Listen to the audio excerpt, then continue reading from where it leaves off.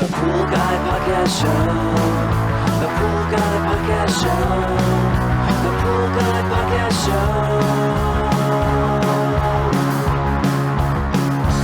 Yeah! Alright, welcome to the Pool Guy Podcast Show. In this episode, I'm going to go over some of the pros and cons of a diatomaceous earth filter and pretty much give you an overview of D.E filters if you're new to D.E filters or if you're thinking about changing from one filter type to another. I'm going to try to cover as much as I can about D.E filters in this podcast. Pool Service Pro. Open a Leslie's wholesale account today and receive wholesale pricing on products you use every day. Leslie's Pool Supply offers convenient locations that are open 7 days a week. Another great benefit of opening a Leslie's wholesale account is Leslie's referral program. Get referred to a customer looking for weekly pool service. Also receive priority service, enhanced rebate programs, a discount on your general liability insurance through SPA, a discount on your pool routing software through Skimmer, and an opportunity to co-brand with Leslie's on your social media, website, truck, and more. Save time and money and grow your pool service route and become a Leslie's Pro. I think real quick, the reason why they call them D.E filters is because they require diatomaceous earth. And I'm going to cover mainly the main type of D.E filters here. There are bump D.E filters, which are not really popular in my area, mainly for above ground pools. There's also the quad type cartridge D.E filters, and I'll cover that in a separate podcast. But mainly the diatomaceous earth filters are the grid type. You may have their vertical grids usually.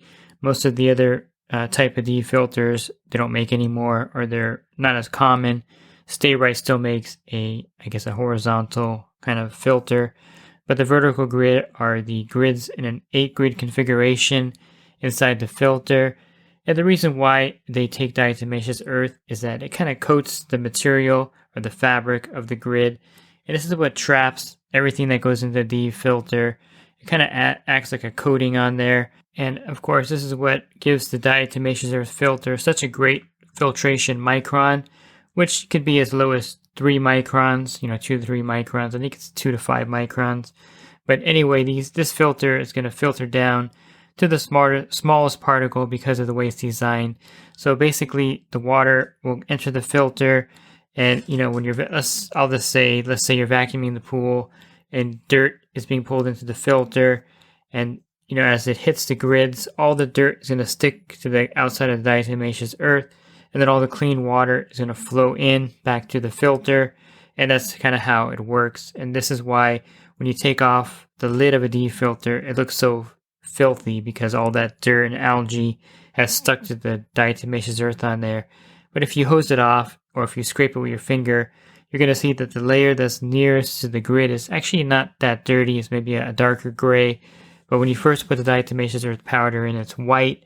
Then it turns, different shades of gray, even to a really dark brown, depending on how much dirt. It could be a green color, depending if you have algae that you vacuumed up in the filter. And so everything just stays on these grids. And that's definitely the great thing about diatomaceous earth filters. It will give you the clearest and the best water quality out of all the filter types. But this comes at a price, and that price is that they're difficult to clean. They can be very messy to clean. And if one of the grids has a problem, the diatomaceous earth can go directly back into the pool. You can also use an alternate filter media. You can use the Perflex, which is kind of like D.E, but not quite. It's more powdery, and it's more environmentally friendly. Diatomaceous earth is basically like the skeletons of dead sea creatures, and there is a carcinogen hazard to that. It's considered an industry hazard in the United States. So if you look at the back, it's going to say that if you inhale large amounts of diatomaceous earth, it could cause lung problems. And this is a silicate inside there. It gets in your lungs and it could cause problems, even cancer. So I recommend wearing a, N98 mask when you're using diatomaceous earth to protect yourself. Because again, what they mean by an industry hazard is that if you're using this, like if you're doing 40 or 50 filters every 6 months, and you're using a lot of diatomaceous earth, you're considered in that category because you're using large amounts of it. Versus a homeowner that's maybe doing his filter, twice a year. He's not using tons of diatomaceous earth like you're using. So take precautions in that regard. Perflex, again, is a lot safer for you, and it's probably better for the environment in the long run. And then you have the Pool, the low dust D.E, which I really like. And this is a great way to use diatomaceous earth. But since it's a low dust formula, you're not going to have that powder everywhere. And then there's, of course, other kind of diatomaceous earth type medias you can use. I just don't use those. I just use either straight diatomaceous earth or Paralite in my filters. I won't use like Zero Light or something like that. I think that's what it's called.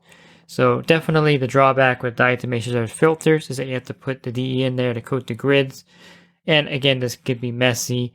When you clean a DE filter, you're going to find residue of the powder just about everywhere for 2 or 3 weeks later. And if you do pool service, you're definitely going to get customers that are going to complain about it.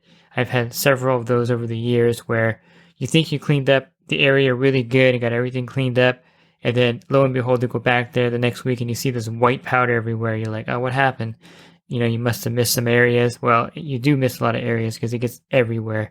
So that's one of the drawbacks. And I think the main drawback is the diatomaceous earth you have to add to the filter to give the DE filter that great clarity and micron filtration rating. So all 4 of the major manufacturers use a top manifold type vertical grid DE filter. So if you have a Pentair FNS Plus, you have an old American product filter, it's pretty much the same thing.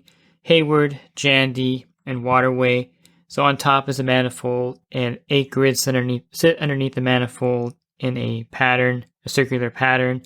And this is problematic for many reasons because, to clean them is a pain. You have to take them, you can either take them out one by one and put them back in one by one.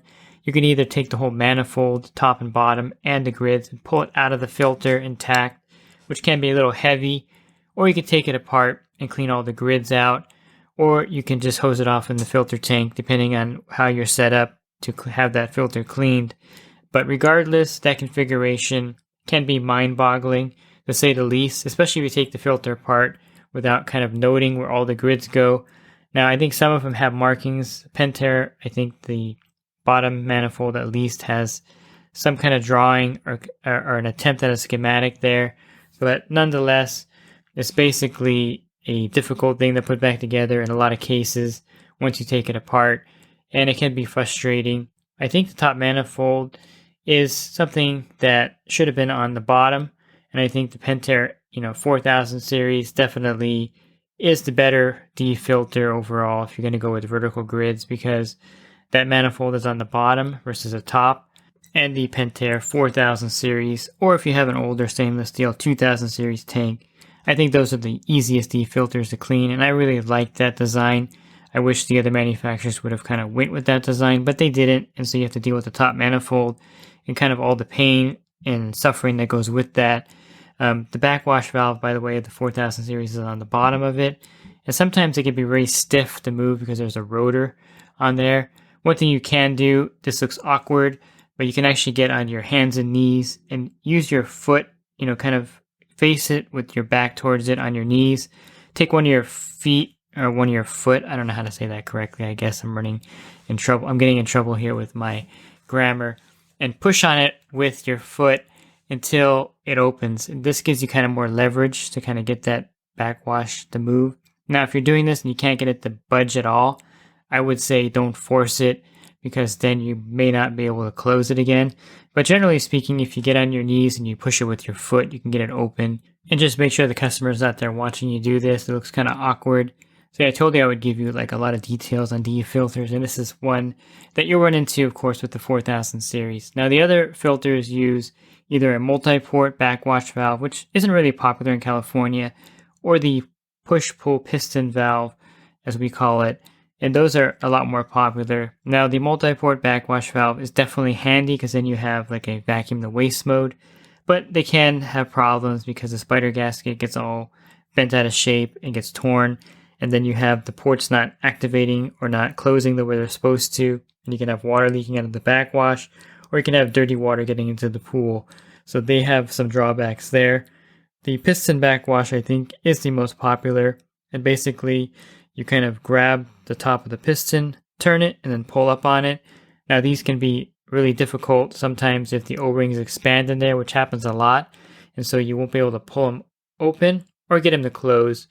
Now, of course, the best thing you can do is take that piston. There's a ring on the backwash, open it up, pull the piston out, change those O-rings. Sometimes you can't get the piston out. Sometimes the handle will break off. And sometimes it's just better to change the whole piston, especially if it's getting old. And it's not that expensive to put a whole new piston in there, but they can be problematic for that respect. Sometimes when you close them, water will leak out the backwash while the pool is running, and that means that it's not closing all the way. And so again, it's those two O-rings inside the piston that need to be changed out. And they're all basically the same. Pentair, Hayward, and some Jandy filters and Waterway all make the same piston. And so once you see one and learn how to operate it, all the rest are the same. Same thing with the multi-port valves. Once you use one multi-port valve and have seen it, you're going to notice all the rest are very similar to each other as far as functionality and how they work. And so the backwashing ability of a DE filter is super handy. You know, typically if the filter pressure gets up by 10 psi, you want to backwash a DE filter. So let's say that when you clean it, the psi is at 20. And so when that gets to 30, and this is within a 6-month period, I should say, when it gets to 30, you want to backwash the filter. And you can backwash it in a couple ways. I kind of like sometimes to give it a quick backwash and then a full backwash at the same time to kind of loosen everything. So what I normally do is I turn the pool off. I'll open up the backwash piston. I'll turn the pool on for about 15 or 20 seconds. I'll turn the pool off again, push the backwash piston down, turn the pool on, let it run for about a minute, and then I'll turn the pool off again, or actually less than a minute, 30 seconds. Then I'll turn the pool off again, pull the backwash piston up, and then turn on the pump, and that will backwash it then I'll backwash it for a minute, minute and a half. That seems to do a good job of loosening up the stuff on the grids. And you may open up the piston sometimes and just clean water comes out. That may indicate that the filter is really dirty and the DE is really compacted on there. Or you may want to do my little trick backwash. Again, you'll turn off the pump, pull up the backwash piston, turn it on for about 15-20 seconds, turn the pump off, push the piston back down, turn the pump on again for about 30 seconds, turn it off, pull the piston back up, and then backwash it for about a minute and a half by turning the pool back on. And that seems to do the trick. Now, I don't usually backwash a filter more than twice in between doing a full cleaning. And this is a 6-month period of time where I'll clean the DE filters. And so let's say I'll clean the filter in March, and then maybe in May I'll do a backwash if I need to. Again, only if the PSI goes up from 20 to 30. Sometimes if it's at 25, it's still okay. You may want to backwash it, but typically 10 PSI is your indicator. And then I may do another backwash in August or something. But, you don't want to do too many backwashes because the process kind of wears out the grids. And typically you want to clean the filter every 6 months. And if you do that, you're not going to get too much dirt in there to where it, compacts the filter or causes a lot of problems with the high PSI. Now, one thing to note about DE filters is that if there's any algae in the pool and you vacuum it up, the algae will stay on the grids. And this becomes problematic in a green pool cleanup, or if you get a lot of algae, during the season and it coats the grids, that doesn't really come off the grids, especially even in a backwash. You may get some green water at first, but most of that will stay on the grids itself. I'm not sure why that happens, but the algae doesn't come off the DE as well as dirt. And so you'll have to take it apart. So if you backwash your filter and a week later the PSI goes back up by 10, that's a good indicator that number one, that you have to replace the grids, especially if they're 3 to 4 years old. Or number two, you may have some algae coating the grids and you may have to take it apart and clean it, especially if you had algae in the pool they had vacuumed up. And so those are kind of the indicator that the backwash is not going to work. And you take the filter lid off, you may see that the DE is green. Don't be alarmed because that's just the algae that was in the pool on the DE itself. Hose it off really good and you're in good shape. Now, I mentioned that another reason when you backwash and the PSI goes back up within a week is that the grids are old. This is a good indicator of the grid age is basically, if any of the frame is cracked in there, or if, again, you backwash it or you clean the filter and the PSI raises rapidly, really quickly, that indicates that the grids are bad. I mean, if you put too little DE in there, that could have the same effect. So refer to your filter chart of how much diatomaceous earth to put into the filter. And by putting too little DE in there, that could cause the same kind of symptoms. But generally speaking, if you charge it with the right amount of diatomaceous earth, that symptom is because the grids are old. If you took over an account, you don't know how old the grids are, you can kind of tell the age just by, the discoloration of the grids or the shape of them. If they're like a, yellowish white color, or if they don't come clean after you wash them, then the grids are probably really old and you have to replace them. So I like to replace the grids every 3 or 4 years, all 8 of them. And you can replace them a little if they crack here and there, but replacing all the grids is probably a better idea, and that keeps the filter running a lot more effectively when you change all 8 grids at the same time. And last, if there's any tears in the grids, you definitely want to replace them as soon as possible. How can you tell if there's a tear in the grid?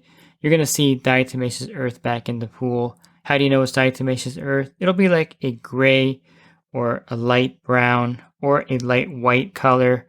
Not light white, I guess a gray or a lighter gray color.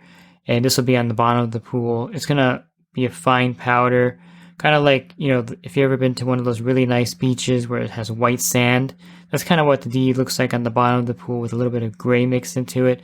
Now, of course, if the filter hasn't been cleaned in a while, it may be a darker color, but typically that's what you're going to see. You can test it very easily. Just get your DE scoop, fill it up with DE, and then have the pool running and pour it into the skimmer. And if the DE shoots out the return line, you definitely have a leak in there, and that's a good way to test it. Of course, another way to test it is to turn the pool off, wait a few minutes and then turn it back on, and typically DE and dirt will shoot back out the return line, and then you know that it has a DE leak. And check the grids for a leak, check the top manifold on top, check the air bleeder, either it's a little kind of thimble thing or it's a piece of cloth. Check to make sure that's intact. And then you want to check the bottom of the top manifold also, because sometimes it cracks there. Check the top of the grids to make sure there's no cracks there. And then last, you want to check the stem O-ring. So pull the manifold off the stem, and there's a little black O-ring that sits there. Make sure that's intact also. Those are all areas where DE can leak back into the pool. I know I didn't spend a lot of time about the amount of DE to put in there, but real quickly, you can definitely refer to the manual. But if I'm doing a 48 square foot filter, and I'm using the smaller scoop, there's 2 scoops. I know it makes it confusing, but there's a bigger orange scoop, and then there's a smaller regular Aladdin size scoop. And the scoop's about half a pound of DE, but if you have the larger scoop, it's actually 1 pound of DE. So there's some confusion. Most people will use the smaller Aladdin scoop, which I use, but I do have the large scoop also. So these measurements will be for the smaller Aladdin scoop. And I kind of go a little lighter than the manufacturer recommendation. So if I have a 36 square foot filter, I'll put 6 scoops in.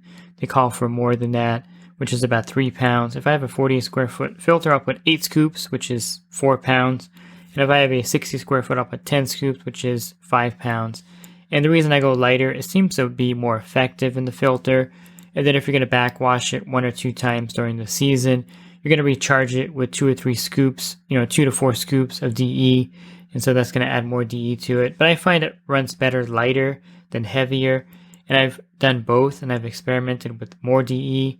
And the lighter amount seems to provide for better filtration. But you can definitely use the manufacturer recommended dosage, which would be 10 scoops for 48 square foot, and then 12 scoops for a 60 square foot, which is about 1 more pound than what I put in. So I think you're splitting hairs at that point. But I definitely would recommend putting the right amount of diatomaceous earth in the filter or close to it. That way you don't run into the problem that I mentioned earlier where the PSI rises rapidly because you have too little DE in the pool. And so would I recommend a DE filter if you're on the market for a filter? Let's say you're having a pool built, or if you want to change out your sand filter, or if you have a smaller cartridge filter, and should you go with the DE filter? I would say that my preference is going to be a cartridge filter, and for many reasons. Number 1, it's easier to clean. Number 2, a cartridge filter will give you a lot more square footage or filtration area. The drawback, of course, is you can't backwash it.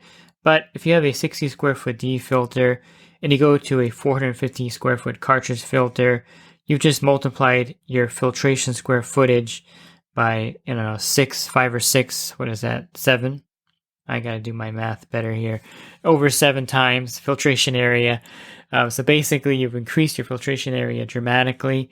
And you'll notice this with the pool flow right away when you go from a D filter to a cartridge filter. So that's one reason why I would probably lean towards a cartridge filter. You get more square footage, and then you don't need to mess with the diatomaceous earth. A lot of areas are actually regulating D filters out because of the diatomaceous earth, so you may not even be able to get one put in if you have a pool built, and they'll go straight to cartridge at that point. Another problem with diatomaceous earth is that a lot of cities regulate cleaning the D filter in the street. So in California, which I don't know if it kind of goes with the rest of the country, but California is what I call the nanny state, and so they're regulating everything. But in most of the cities in my area, if they find diatomaceous earth or you're cleaning it in the street and it goes into the sewer system, you're going to get a fine. And this fine, believe it or not, can be as high as $10,000. And so that would be very problematic, I think, if you get hit with a ticket like that. So you definitely don't want to be cleaning a D filter in the street, as many areas will fine you for that. And there's a lot of, I think, things that go into that fact of why they fine you for putting DE into the sewer system. But basically, you just don't want to do it. And the mess factor, I think, is the biggest thing for me. You know, I don't mind spending an extra 5 minutes closing off the cartridges, as long as it's not, you know, the mess that you have to deal with a D filter. And you don't have the same kind of problems with DE going into the pool and clouding up the water and making a big mess, because the cartridges rarely will tear in the cartridge filter. And even if it does have a tear in it, it's just going to be dirt going back in and not a bunch of DE powder. So there is that advantage of the cartridge filter. And DE is just harder to clean, I think, in most regards, with the top manifold, with the grid configuration. It's just much easier to use a cartridge filter. Now, the only area that I would recommend a DE filter over a cartridge filter is like the high desert, or an area where you get a lot of dust in the pool, because you can't backwash a cartridge filter, so you're going to have to clean it more often. But, you know, that's kind of one of those things where maybe you want to go with a cartridge still and clean it more often because of the fact that it's not as messy. But in most areas where you get a lot of heavy dirt and dust, I would say DE or a sand filter is better than a cartridge. But I think other regions or most of the areas can do better with a cartridge filter. And I know there's a few old school guys out there or gals that are be like, you know, DE is the only way to go. Cartridge is crap. You know, I've heard that before. But, you know, when you start using cartridge filters and putting them in, you're going to find it's really pleasant around the filter cleaning time to have a lot of cartridge filters on your route. They do work really effectively if you get the right size cartridge filter. I'm not talking about one of those single bullets. You really want to install a full-size cartridge filter, which is a 320 square foot or greater cartridge filter, because then you're going to really maximize your square footage. You won't be cleaning them as often. And they may not need, you know, the backwashing I said was a drawback, but with the 450 square foot cartridge filter, you're not going to need to backwash it very often, because you can't, of course, but you wouldn't need to backwash it very often if you could because of the square footage. So I would say that a D filter, I would not usually choose it over a cartridge filter. In just about every single circumstance, I would go with a cartridge filter. But diatomaceous filters do have their benefits. Again, the micron rating, you can't really tell difference anymore with the, you know, the 4 cartridge filter versus a D filter as far as the water quality. And I think definitely, you know, there's a lot of factors of why they went with D filters back in the day. In my day when I was cleaning D filters, they had separation tanks. Now this was the worst thing in the world, because not only do you have the extreme mess of the D filter, but when you backwash it, it goes into this tank, this small little tank. And you may see one still on your pool route or an older account. So there's a smaller tank next to the D filter. So all the DE goes into this separation tank where there's like this mesh bag in there. And then you got to pull that out. And then it's just a total mess. I don't even want to talk about it. But basically, you know, the DE filters were the only way to go back then, because that was the technology. Now with the cartridge filters, you definitely want to use them. It'd be kind of like having a flip phone, although now they have the fold out phones. But if you go into the Verizon store and they had flip phones and they had a regular smartphone, you wouldn't go get a flip phone because that's kind of outdated. That's how I kind of see DE filters versus cartridge filters, and not including the quad type cartridge DE filters, but the regular grid ones. I see that as more outdated technology. And so by getting a DE filter, you're kind of buying a flip phone instead of the smartphone when you go to the Verizon store or the AT&T store. And I think if you're going to get a DE filter, I definitely would go with the quad type DE filters, which I'll probably cover in more detail in another podcast, which I've covered before in previous podcasts, so you can find one of those also. But DE filters do have their benefits, and of course they have their drawbacks, which I've kind of covered here in this podcast, I think, thoroughly. So if you're looking for more podcasts that I've recorded on filters, you can definitely go to my website, swimmingpoollearning.com. On the banner, there's a podcast icon. Click on that. That'll take you to a drop-down menu. There's actually a search box. Just type in filter, and that'll take you to all the podcasts I recorded on pool filtration or filters. And you can listen to those at your leisure. And if you're in the industry, you want to enhance your business, definitely check out my coaching program at poolguycoaching.com. A lot of great benefits for joining there, including a discount on your general liability insurance. Again, you can learn more at poolguycoaching.com. Thanks for listening to this podcast. Have a great rest of your week, and God bless. Pool Service Pro. Open a Leslie's wholesale account today and receive wholesale pricing on products you use every day. Leslie's Pool Supply offers convenient locations that are open 7 days a week. Another great benefit of opening a Leslie's wholesale account is Leslie's referral program. Get referred to a customer looking for weekly pool service. Save time and money and grow your pool service route and become a Leslie's Pro.